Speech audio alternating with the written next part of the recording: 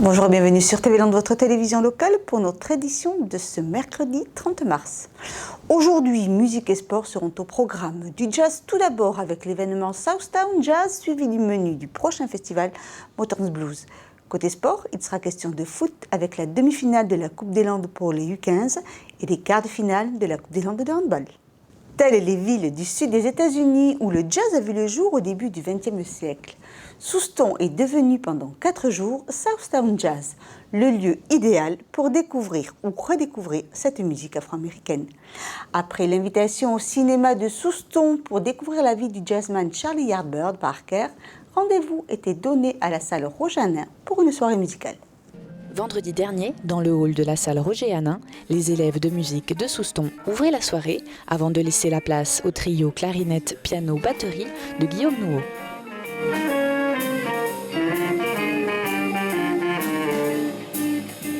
Il y a 4 jours d'animation autour du jazz, sous différentes formes. C'est un peu l'idée de cette manifestation, de proposer du jazz en concert, évidemment, mais pas seulement. Il y a aussi la fonction pédagogique, je pense importante, pour transmettre un petit peu cette passion que j'ai pour cette musique, mais aussi pour créer le public de demain.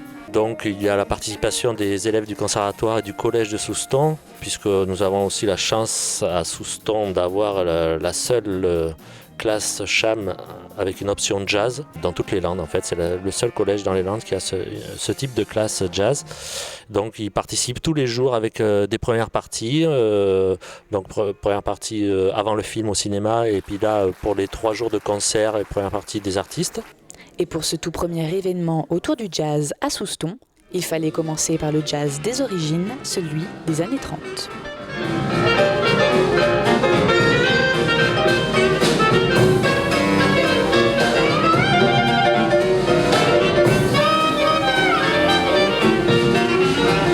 Donc le vendredi soir, il y a le concert avec mon trio, avec Alain Barabès au piano, Jérôme Gassus à la clarinette. Donc là c'est un répertoire du jazz des origines, on va dire, le jazz de la Nouvelle-Orléans, ragtime, la musique swing des années 1930 jusqu'aux années 1940. Voilà. Et puis on a essayé de proposer aussi différentes formes de jazz. Donc le lendemain, le samedi, il y aura le Béret Quintet, c'est le jazz dans les années 1950, donc après, la période après celle du vendredi.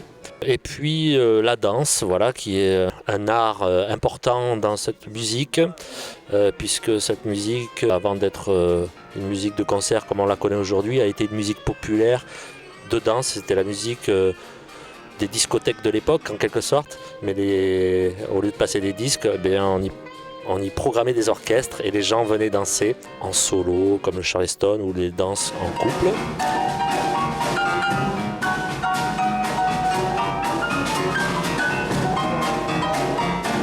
Finalement, c'est une manière de danser qui n'est pas très connue, puisque le jazz est une musique, je dirais, un petit peu comme la musique classique, un peu confidentielle. C'est pas la musique qu'on entend à la radio tous les jours, à part dans des émissions spécialisées, et puis encore moins à la télévision. Donc il faut faire l'effort d'aller vers cette esthétique pour la découvrir.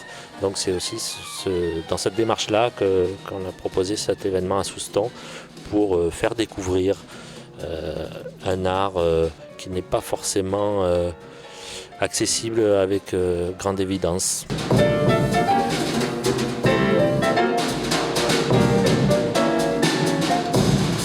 Depuis 9 ans qu'il se l'imaginait, Guillaume Nouveau a enfin vu naître à Souston cet événement qui deviendra l'an prochain un festival à part entière pour le plus grand plaisir de tout le monde.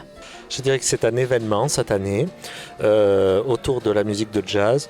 Donc évidemment c'est sous une forme test. On va voir comment le public réagit, si ça plaît.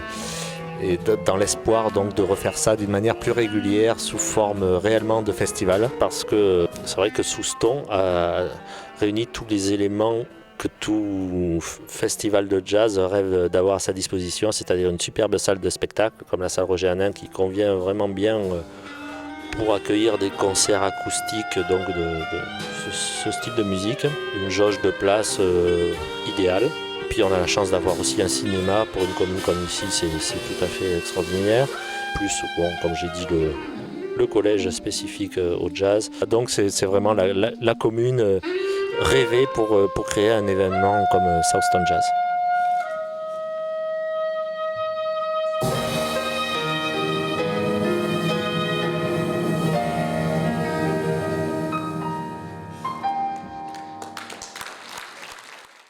Restons dans la musique et passons du jazz au blues. Que vous soyez juste amateur ou encore passionné de blues, fan de moto ou tout simplement curieux, le festival Dax Motor Blues vous accueillera du 8 au 10 juillet prochain pour sa 8e édition. Le programme concocté par l'équipe organisatrice a été dévoilé ce 23 mars dans une ambiance rock. En voici le contenu. Moto, casque et veste en cuir, les fans de bolide et de musique s'étaient rassemblés à la mairie de Dax afin d'assister à la conférence de presse du festival Motors and Blues. Ce soir, on avait envie de se retrouver comme on le fait tous les ans pour faire une présentation officielle aux gens qui nous sont proches, c'est-à-dire nos partenaires, les élus de la ville, les médias locaux. C'est un petit peu le point de départ qui nous sert après à annoncer sur tous les réseaux sociaux, sur le site internet et dans d'autres magazines nationaux, la programmation et l'affiche du festival. C'est un festival de blues. On essaie de réunir tous les ans des artistes qui sont des artistes locaux et internationaux pour arriver à montrer toutes les facettes du blues et dépoussiérer un petit peu ce style qui est souvent critiqué ou catalogué comme un style de musique qu'on écoute quand on est triste et vraiment au fond du seau, d'où l'expression avoir le blues. Nous, on a envie que les gens aient le blues mais avec le sourire en partant du festival, et quand on va pouvoir découvrir tous les artistes différents qui vont passer cette année, je pense que ça va le faire. Et c'est aussi un rassemblement de motos de toutes les marques. On a le plaisir d'accueillir dans le parc des motos, on les laisse se garer. C'est aussi un but de balade, d'aller regarder toutes ces machines, les chromes et les motos aussi différentes qu'on peut avoir. L'année dernière, on avait plus de 3000 motos garées dans le parc durant le week-end. Et donc voilà, c'est un rassemblement de motos et un festival de blues, les deux en même temps et au même endroit. On va démarrer le vendredi soir sur la grande scène pour ne parler que de la grande scène avec quelqu'un qu'on avait envie de recevoir au festival depuis des années. C'est Bill de Rem, qui est en ce moment en pleine préparation d'un album et qu'on aura le plaisir de découvrir début juillet dans le parc. Le samedi soir, on a le retour à Dax de Miguel M, qui vient nous présenter un sextet qu'il présentera peut-être pour la première fois à Dax avec toute une composition, une recomposition de ses morceaux avec une section cuivre qui l'accompagne sur scène pour cette formation. Le samedi, on aura sur la grande scène un groupe qui est une découverte pour nous, qui vient de Béziers, qui est Red Beans and the People's Sauce, suivi de JC Brooks. Et on finit le dimanche, après le tremplin Jeunes Talents du Blues, avec un concert qui va mêler un groupe rock et un orchestre symphonique, et l'orchestre du conservatoire de la ville de Dax. Et il y a 2 balades moto qui sont le samedi et le dimanche, samedi après-midi et dimanche matin. On va se promener, on fait découvrir aux motards qui viennent les alentours de Dax, les abords de la Chalosse. Il y a une balade qui nous amène jusqu'à Magesque le dimanche matin. Et c'est entre 400 et 800 motos qui sont sur la route pour aller faire cette balade. Et on a plaisir de voir pas mal de gens qui maintenant nous demandent par où passe la balade pour pouvoir se mettre au bord de la route pour voir passer ce cortège qui est assez impressionnant. Un festival attendu par beaucoup et qui prend de l'ampleur d'année en année. L'avenir du festival, c'est d'évoluer un petit peu tous les ans. On a peu de moyens en communication, on préfère privilégier la partie artistique du festival que la partie communication. Donc c'est surtout le bouche à oreille qui nous ramène du monde. Et c'est vrai que le fait de voir que les gens reviennent avec des amis au festival, ça permet d'avoir une satisfaction supplémentaire, parce que du coup on sait que c'est vraiment ce qu'on propose aux gens qui plaît et pas une image simplement ou une idée d'un festival, c'est le concret qui fait venir les gens. Et c'est vrai que c'est ça qui est plaisant, c'est qu'on a plaisir à retrouver les anciens qui reviennent, et tous les ans on découvre de nouveaux visages, et les gens en partant nous disent à l'année prochaine c'était super.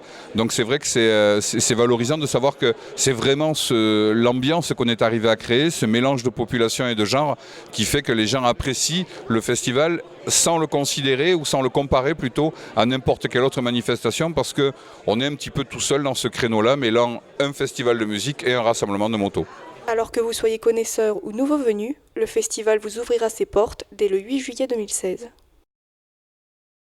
Lors de la demi-finale des Coupes des Landes de football, les moins de 15 ans de Tarnos sont affrontés ceux de Souston-Cabreton-Seignos, 2 équipes déterminées à décrocher leur place en finale. C'est sur le terrain de Tarnos que l'équipe Seignos Cabreton-Souston affrontait celle de Tarnos en ce lundi de Pâques. Un début de match plutôt serré, mais très vite, les Bleus prennent l'avantage. La première mi-temps s'achève alors avec 2-0 pour le SCS FC. C'est une équipe de niveau inférieur. Ils sont quand même agressifs, ils jouent leurs cartes comme il faut.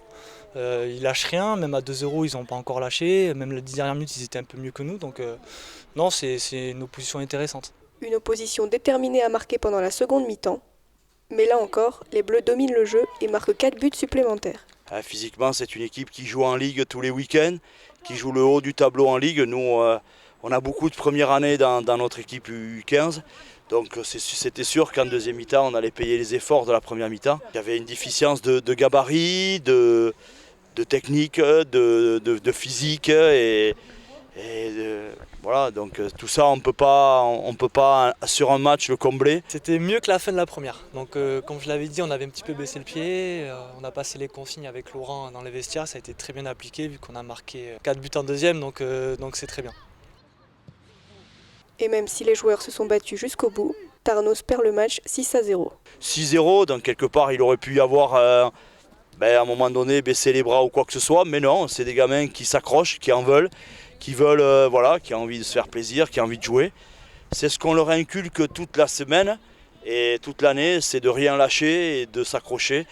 Et aujourd'hui ça paye pas, mais ça payera peut-être plus tard. Même si c'est la coupe, et des fois on dit que la coupe va à celui qui en veut le plus, aujourd'hui je pense qu'il aurait fallu être plus de 11 sur le terrain pour pouvoir gagner. Le meilleur, on peut dire que le meilleur est le plus fort à gagner aujourd'hui, il n'y a pas eu photo. Oui, moi je marquais 3 buts dans ce match, je pensais qu'on était largement au-dessus d'eux, on pouvait marquer plus de buts, mais qu'il y a beaucoup d'occasions qu'on n'a pas mises. Et au final, on aurait pu mettre plus de 10 buts. 2 équipes déterminées à atteindre leurs objectifs.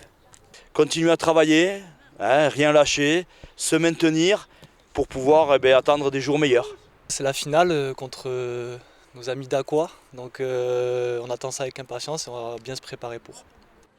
Les quarts de finale de la Coupe des Landes de handball se jouaient samedi dernier à Cabreton en soirée. Les équipes 2 et 1 affrontaient respectivement Saint-Pierre et Levigno au cours de 2 matchs consécutifs. Des matchs entre des équipes de niveaux différents, niveau départemental et niveau régional. La logique a-t-elle été respectée dans le score? Réponse en images. Après tirage au sort, les équipes départementales de Saint-Pierre et de Cabreton se rencontraient sur le terrain en première partie de soirée. Un match qui sera dominé par l'équipe à domicile en bleu et jaune. On a pris tranquillement l'avantage. En gros, pour 2 buts marqués, on en a encaissé un. Voilà, ça a été donc sur les 20 premières minutes, et il y a eu un incident lors du match qui a privé l'équipe de Saint-Pierre-du-Mont d'un joueur de champ, vu qu'ils étaient venus qu'à 7. Donc le match s'est continué avec seulement 5 joueurs de champ plus un gardien chez eux.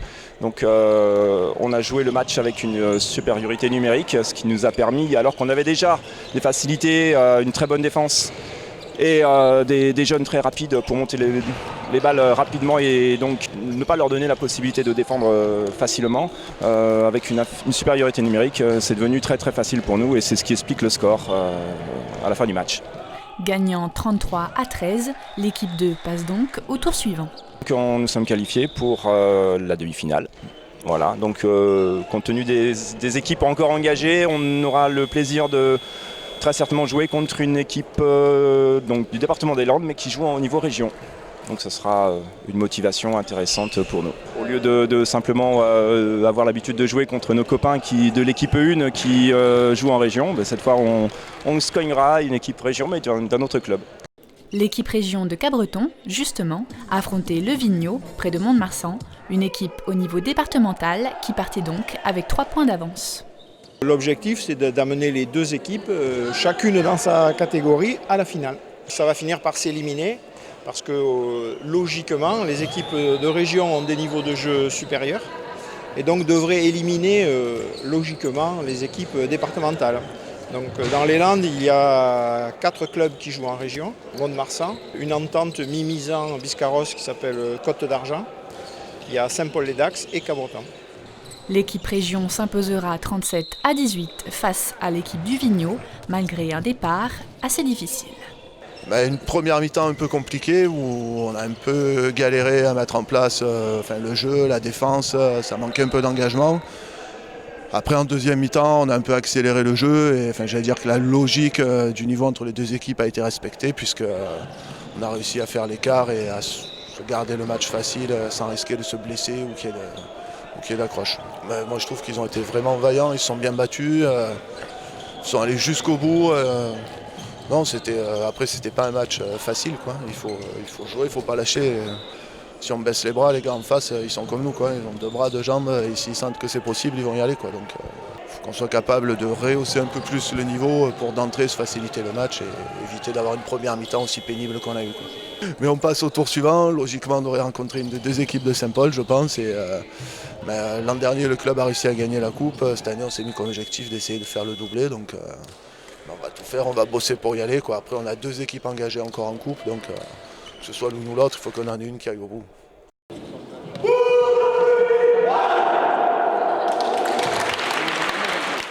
Et voilà, cette édition est maintenant terminée. Merci de nous avoir suivis. Je vous donne rendez-vous vendredi prochain pour une nouvelle édition de TV Land, votre télévision locale. D'ici là, je vous souhaite de passer une très bonne journée.